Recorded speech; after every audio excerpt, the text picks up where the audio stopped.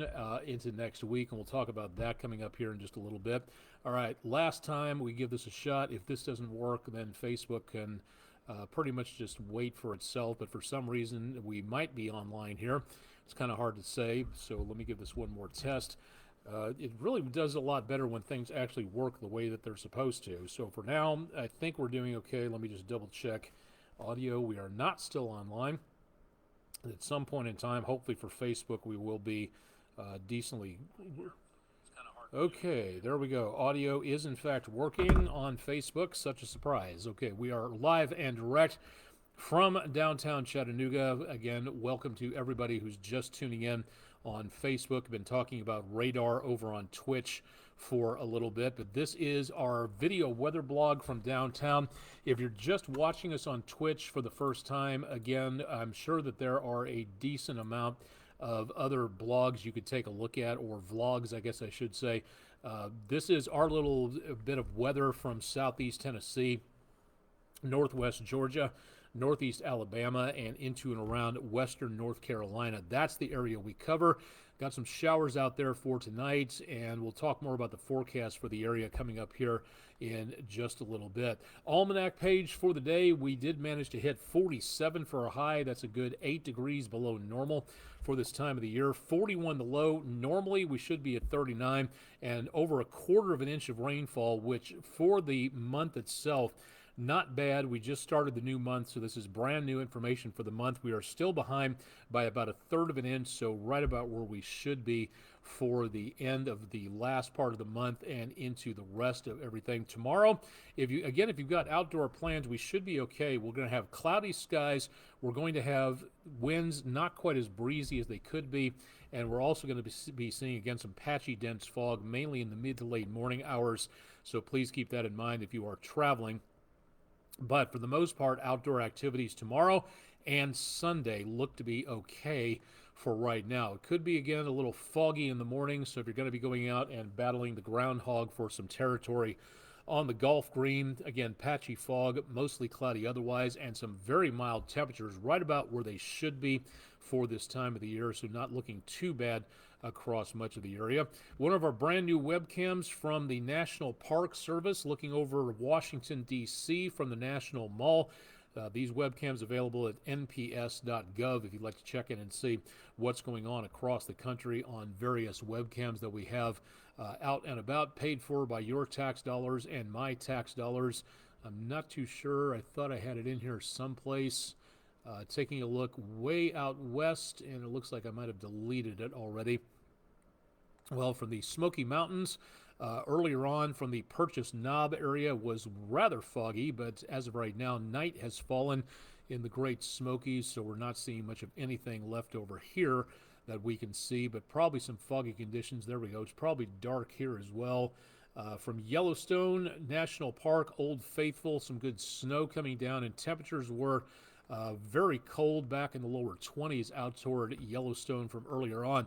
We've got that storm system approaching from the west coast of the United States, heading into the Rockies, and anything to the west of Denver, I would watch very carefully.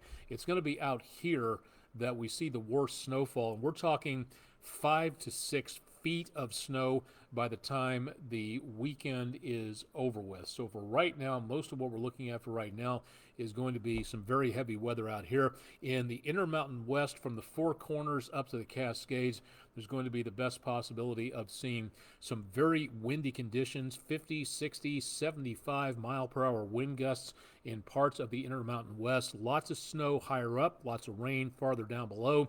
So anything west, if you're traveling west of Denver tonight, tomorrow, northwest of Albuquerque, and back to the east of Sacramento, that's going to be the worst of the worst. So we will see some pretty ugly conditions out this way. What we're not going to be seeing for us here is going to be winter weather. The latest storm system dying off and moving off to the north and to the east. Between us and that winter system coming our way, there's a whole lot of nothing happening, and that is going to give us the potential of a cloudy but calm and with high pressure moving in, a little bit more winds coming up from out of the south in the next day or two, and that is going to give us the potential of some very nice conditions out there where it comes to temperatures and outdoor activities. It's next week that we're going to be watching the potential for some problems out across the area. Downtown Chattanooga on the Bailey's Heating and Air camera, looking out over the city and back toward Lookout Mountain, which was shrouded in clouds from earlier tonight. Now able to see a little bit, and some stars out there breaking on through. I believe Sylvester the Spider is joining us once again out there to get rid of the flies and the skeeters. So thank you very much, Sylvester. That dark blob that you see up there under the RE and forecast on the camera lens. Looking forward to Sylvester doing his or her job, as the case may be, and getting rid of these mosquitoes and the flies out toward Island Cove. Out there into around Lake Chickamauga. What do we have for tonight? Should be temperatures not dropping too much further than in the mid 40s at this point in time. You can see some raindrops on the surface of the water where the light is. So some stray showers and thunderstorms tonight, as we showed you earlier on. And then we go into this next week. For the weekend, I doubt we're going to be getting too much outside of some rain showers early. Way early than dawn patrol tomorrow morning. So whatever we have in the way of rain should be done by the time we get into around daybreak Sunday. Then we see some very mild temperatures, mid to upper 60s to lower 70s. Windy conditions as that storm system out west moves on through. That'll drop the temperatures a little bit with those extra chances of rain and maybe some thunderstorms. Then we get into the rest of next week, and that is where we see the potential for some lower temperatures by Friday. So there's going to be a couple periods of time where you get into some less amounts of rainfall. The first one, Saturday and Sunday, I really think we should be drying out by just a little bit here, checking back in with the rain again on Monday, going through Wednesday, and from early Thursday morning to Thursday afternoon, there might be a brief, like 3 to 4 hour window of not much rainfall in between here and there. Again, that's going to be roughly Thursday morning, so to speak, for right now. Then we get back into more chances for rainfall, and according to the extended forecast, the next best chance we have of a pretty cloud-free and rain-free day coming up is going to be next weekend, somewhere around the 10th of March, that particular Sunday. So that is where we see the potential of some lesser chances of rainfall. Either way, it looks like the first full week of March is going to come in wet and also possibly stormy, but there is still no sign of anything involving severe weather. So good news on that from the Storm Prediction Center. But once again, that is something that especially at this time of the year we need to watch. So keep it tuned to News 12, and we'll let you know more about that as we go throughout the next several days. For right now, there's not really too much good news where it comes to stargazing. Really doubtful we're going to have clear skies at night to see satellites or stars and planets. That would be really nice, but we're just not going to be able to see that at this point in time. From Astronomy Magazine, this next week we're moving into that period of time to where we should be able to see the zodiac, what's called the zodiacal light. You'll notice it as a glow in the skies above the horizon, watching the western skies after the sun sets. Again, this is Astronomy Magazine, and this is the light of the sun interacting with dust in the solar system. So it's a really neat thing to be able to see this, and there should be some good planet viewing out there into this next week. However, the problem is, again, we're probably going to be seeing some not great conditions out there when it comes to what's going on with the weather. So it'd be nice to get a little bit more stargazing out there. Really don't think that's going to be the opportunity for this next week. So we'll keep you updated on that. But for right now, that does not really look all that great for the time being. This is Friday. It is the end almost of Severe Weather Awareness Week for the state of Tennessee. Other states have Severe Weather Awareness Weeks or Hurricane Awareness Week. There's a national Lightning Safety Awareness Week that is coming up, and we'll bring you more information about that as we go throughout the next several weeks. Several topics this week: sky warn, flash flooding, lightning, tornado safety, severe thunderstorm safety. Today's topic is about what to do and how to get weather warnings.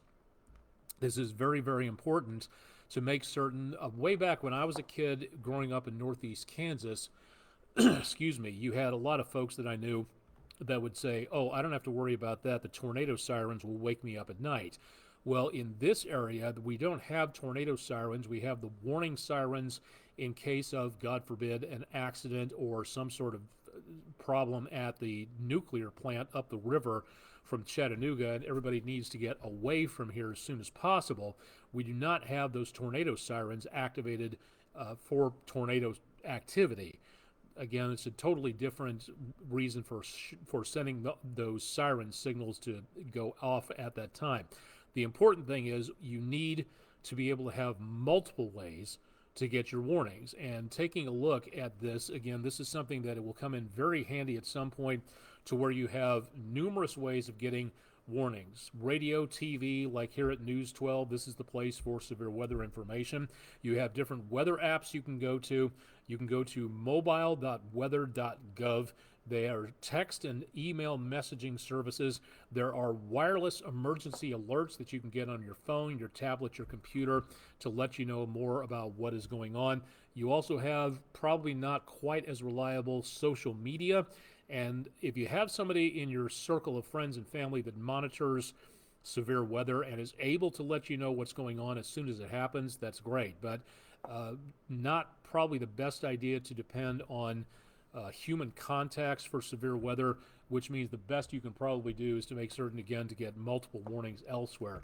That is, again, the topic for Friday, to make certain you, members of the public, are watching and knowing what to do before severe weather happens.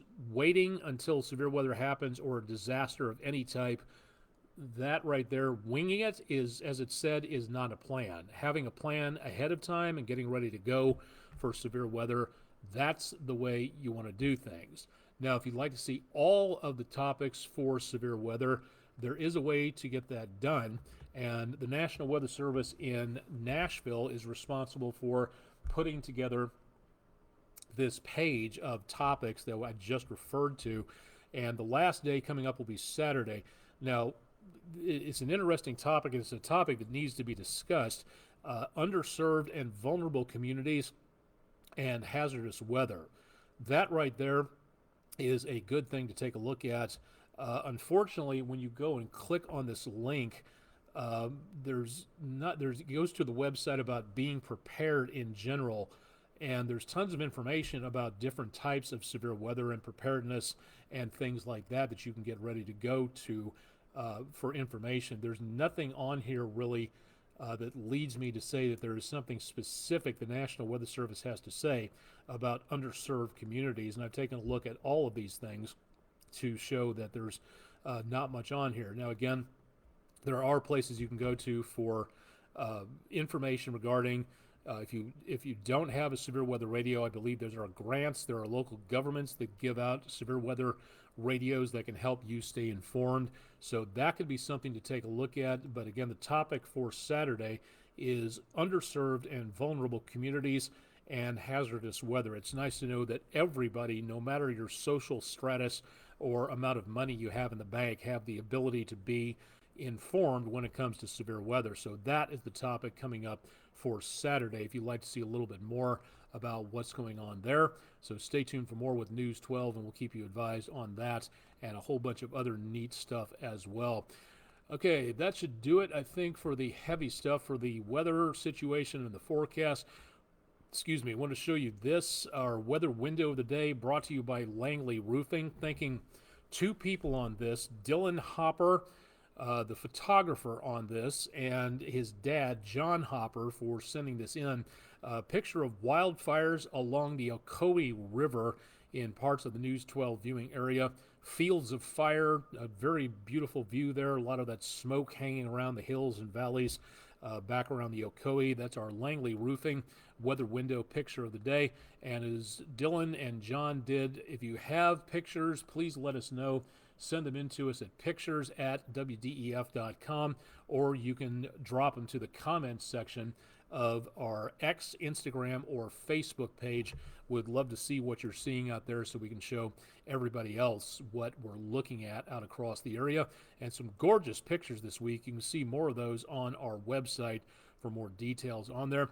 Don't forget that we can help you program your weather radio. If you have never programmed one before, this little video will help you get things done.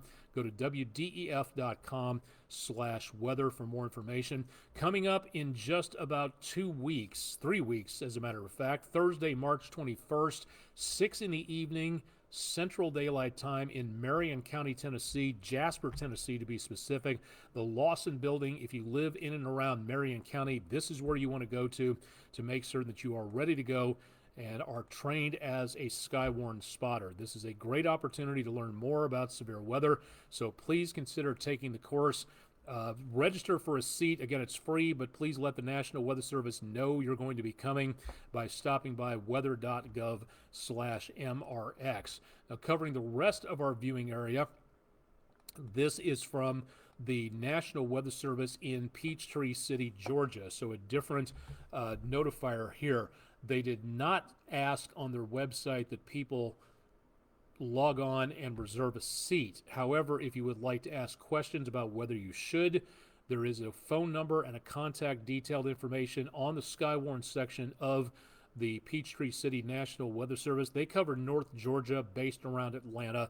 And if you'd like to know more, weather.gov/FFC. So how do you get there? Well, it's very simple. Let's just show you how easy this is. Just type into your browser weather.gov. Pretty simple.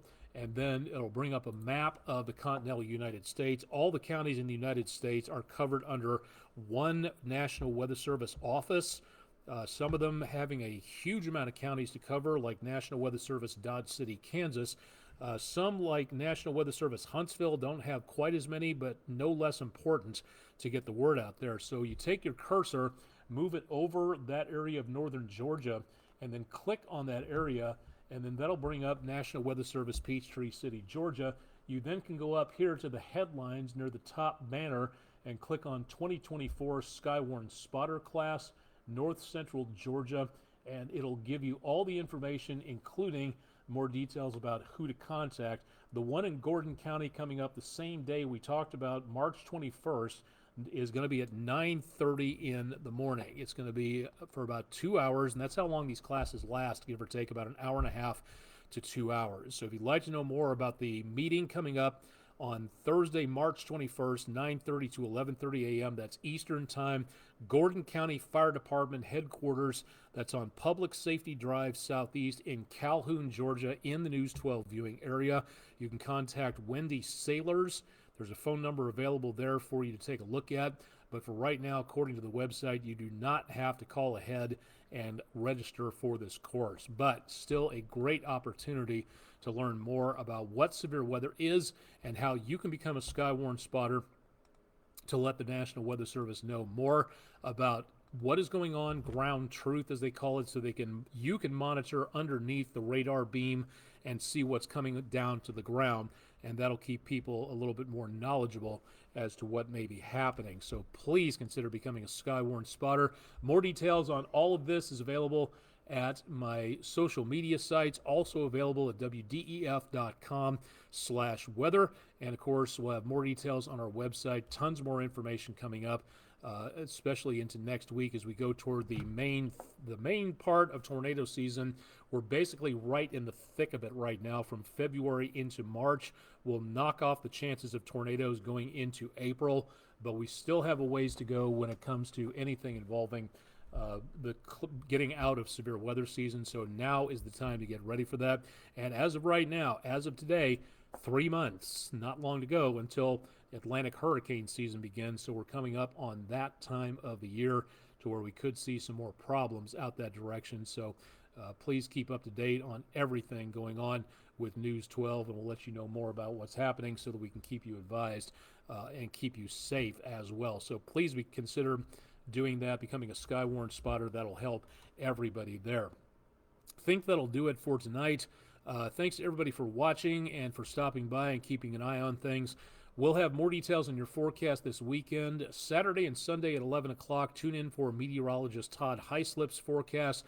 Chip Chapman will be back here bright and early Monday morning, and I'll be back with you as we go into next week or so. This weekend, again, no problems for outdoor activities if you don't mind some clouds, and then back into the rain chances as we go into next week. More details on our forecast. Again, please drop by wdef.com/weather.